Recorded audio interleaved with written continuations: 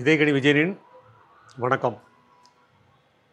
நாடோடி மன்னன் படத்தில் சரோஜாதேவி நடிக்க வந்த விதம், அது வந்து ஒவ்வொருத்தரும் ஒரு விதமாக சொல்லுவாங்க. பட் இதில் என்ன நடந்ததுங்கிறத வந்து எம்ஜிஆரே சொல்லியிருக்காரு. அது தொடர்பான இன்னும் மற்ற சில விஷயங்கள்லாம் இருக்குது. அது நாடோடி மன்னன் படத்தில் அவங்க நடிக்க வந்த விதம் பற்றி. இது என்னென்னா, நாடோடி மன்னன் படத்தை நடிக்கிறதுக்கு முன்னாடி கே. சுப்பிரமணியம் சரோஜாதேவியை எம்ஜிஆருக்கு அறிமுகப்படுத்துகிறார். அது கச்சதேவயானி அப்படிங்கிற ஒரு கன்னட படம். அது தமிழ்லேயும் வந்திருக்குது. கன்னடத்தில் வந்து சரோஜாதேவி நடிக்கிறாங்க. தமிழில் வந்து டி.ஆர். ராஜாவும் நடிச்சிருக்காங்க. ஸோ அதுக்கப்புறம் வந்து கே. சுப்பிரமணியம் சரோஜாதேவி நடிக்க வைக்கிறாரு. அப்போ அந்த டைமில் வந்து இங்கே சென்னையில் தான் படப்பிடிப்பு நடக்குது. அப்போ எம்ஜிஆர் கூப்பிட்டு அந்த படத்தை பற்றி சொல்லியிருக்கும்போது சரோஜாதேவி அறிமுகப்படுத்துகிறாரு.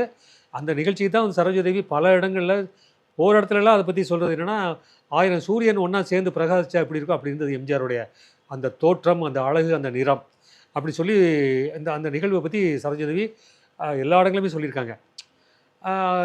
அறிமுகப்படுத்தி வச்சுருக்காரு. அறிமுகப்படுத்தி சரின்னு பேசியிருக்காரு. நீங்களும் எதாவது உங்கள் படத்தில் பயன்படுத்திக்கலாம் அப்படின்னா சரின்னு சொல்லிட்டு எம்ஜிஆருக்கு வந்து எண்ணம் வந்துருச்சு.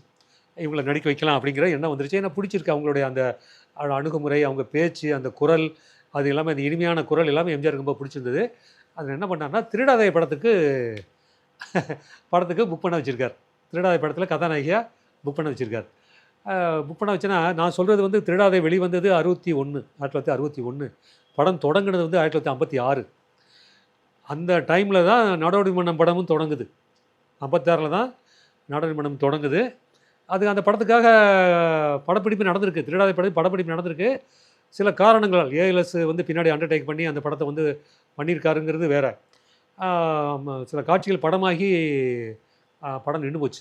அதுக்கப்புறம் அந்த படப்பிடிப்பு தொடரல.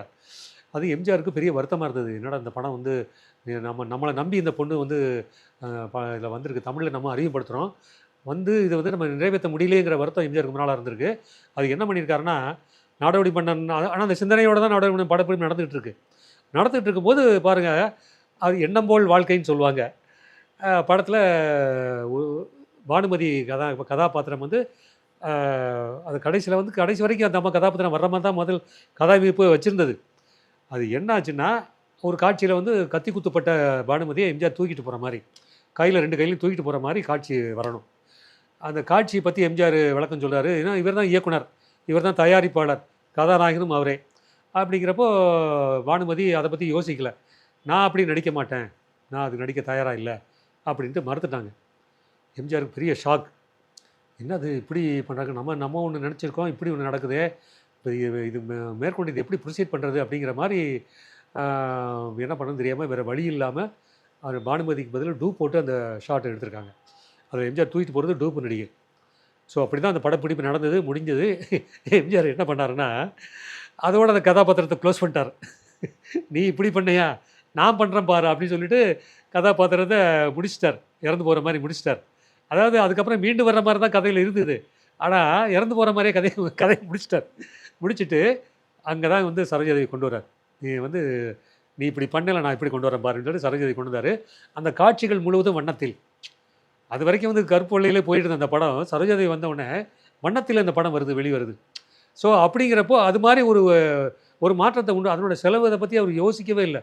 அதாவது யானைக்கு தீனி போடுற கதை மாதிரி தான். அதை பற்றி எம்ஜிஆர் அஞ்சவே மாட்டார். அதில் என்ன வரவு வருதுன்னு யோசிக்க மாட்டார். இன்றைக்கி இருக்கிற நடிகர்கள் சூப்பர் நடிகர்கள்னு சொல்கிறாங்களே, எம்ஜிஆருக்கு அப்புறம் சரி, எம்ஜிஆர் சிவாஜியை விட்டுருங்க, அவருக்கு அப்புறம் வந்த நடிகர்கள் எந்த நடிகருக்கும் இல்லாத ஒரு தைரியம், ஒரு துணிச்சல், ஒரு லாப நஷ்ட கணக்கு பார்க்காம வந்து தொழிலில் இருந்த ஒரே நடிகர் எம்ஜிஆர் மட்டுமே.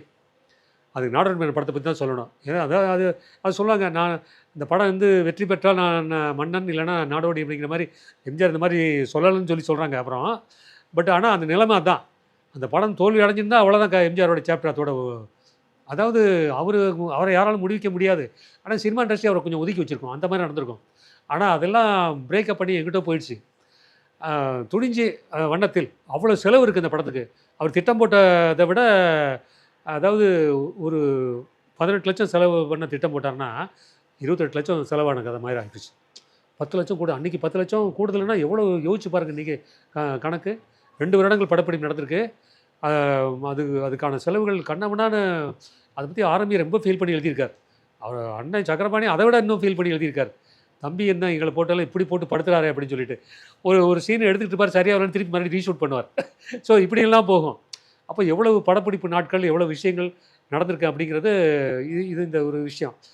சரோஜாதேவிக்கு வந்து தமிழ் சுத்தமாக வராது, தெரியாது. அதில் ஒரு டயலாக் இருக்குது, வண்ணமில்லை சும்மா அப்படிங்கிற ஒரு டயலாக். கல்யாண பரிசுலேயே வந்து சொல்லுவாங்க தெய்வம் அப்படின்னு சொல்லுவாங்க. ரஜினிகாந்தே அப்படி தான் சொல்கிறாரு. சரோஜாதேவி விடுங்க, ரஜினிகாந்தே அப்படி தான் சொல்கிறாரு. அந்த மாதிரி அந்த கொச்சை தமிழில் இருந்ததுன்னா எம்ஜிஆர் என்ன பண்ணியிருக்காருன்னா, அதுக்கு தகுந்த மாதிரி அந்த அம்மா வசனம் பேசுகிறதுக்கு தகுந்த மாதிரி, அந்த கொச்சை தமிழுக்கு தகுந்த மாதிரி அவங்க வெகுளியான கேரக்டரு வசனங்களை வந்து எளிமைப்படுத்தி மாற்றி இவர் கன்வெர்ட் ஆகிட்டார். அவர் மாற்றுறது தன் பக்கம் மாற்றுறது போக அவர் அந்த அம்மா பக்கம் கன்வெர்ட் ஆகிட்டார். கன்வெர்ட் ஆகி அதுக்கப்புறம் அந்த காட்சிகளை படமாக்கி முடிஞ்சு ஒரு டூயட் பாட்டு. அப்புறம் இன்னொன்று வந்து பாடுபட்டா தன்னாலேன்னு ஒரு பாட்டு. அந்த பாட்டை வந்து இந்த அம்மா ஒரு டெஸ்ட் எடுக்கிறதுக்காகவே ஃபஸ்ட்டு இந்த அம்மா வச்சு தான் சரோஜாதை வச்சு தான் ஷூட் பண்ணியிருக்காரு. ஷூட் பண்ணி எடுத்து முடிச்சிட்டாங்க. முடிச்சுட்டு அதுக்கப்புறம் வந்து இந்த கேரக்டரை டெவலப் பண்ணுற அந்த போகிற போக்கில் அந்த பாட்டு வேண்டாம், டூயட் பாட்டு தனியாக வச்சுக்குவோம் அப்படின்னு சொல்லி அப்புறம் ஒரு பாட்டு எம்ஜிஆர் பாடுற கிளைமேக்ஸில் வர அந்த பாடல் காட்சி எல்லாமே வந்து எல்லாம் உண்மை சேர்த்துக்கிட்டாங்க. படிப்படியாக சேர்த்து அந்த விஷயங்களை கொண்டு போயிட்டாங்க. அது ஒரு பிரம்மாண்டமான ஒரு நிகழ்வாக அந்த படம் அமைஞ்சது, வண்ணத்தில் அமைஞ்சது. அதுக்கப்புறம் இந்த படம் விழுந்ததுக்கப்புறம் திருடாதே, இது படத்தினுடைய வெற்றியின் விளைவாக திருடாதே மறுபடியும் தொடங்குச்சு. அது ஹேர் ஸ்டைலாக நிறைய மாறி இருக்குது. முதல்ல இருந்த இந்த ஃபங்க் ஹேர்னு சொல்லுவாங்க, அந்த மாதிரி முடிவோடு இருந்தவர் அப்புறம் வந்து முடி குறைஞ்சி போச்சு. அப்புறம் அதுக்கு தகுந்த மாதிரி கொஞ்சம் காட்சிகள்லாம் மாற்றி கீற்றி வச்சு அட்ஜஸ்ட் பண்ணி எடுத்தாங்க. எம்ஜிஆர் சொல்லியிருக்காரு, அதாவது திருடாதே படம் வந்து மறுபடியும் படப்பிடிப்பு முதல்ல தொடங்கும்போது எனக்காக சரோஜாதேவி காத்துக்கிட்டு இருந்தாங்க. இப்போ மறுபடியும் தொடங்கும்போது நான் சரோஜாதேவிக்கு காத்துக்கிட்டு இருக்க வேண்டிய நிலைமை ஆகிப்போச்சு. பல படங்களில் பல மொழி படங்கள் நடிக்க ஆரம்பிச்சிட்டாங்க. அதுதான் ஒரு சினிமா யதார்த்தம். அந்த யதார்த்தத்தை எம்ஜிஆர் வந்து எளிதாக எடுத்துக்கிட்டார். இது என்ன நான் என்பதில் சுட்டி காட்டியிருக்கார். நான் சரோஜாதேவிக்காக காத்து கொண்டிருந்தேன்னு சொல்லியிருக்கார். அந்த தன்னடக்கம் தான். அதாவது அதில் வந்து ஈகோ பார்க்கல அவர். நான் எம்ஜிஆர் போய் சரோஜாதேவி காத்துக்கிட்டு இருக்கிறதா அப்படிங்கிற அந்த ஈகோ எல்லாம் அவர் பார்க்கல. அதுதான் எம்ஜிஆரோட மேன்மை. நன்றி, வணக்கம்.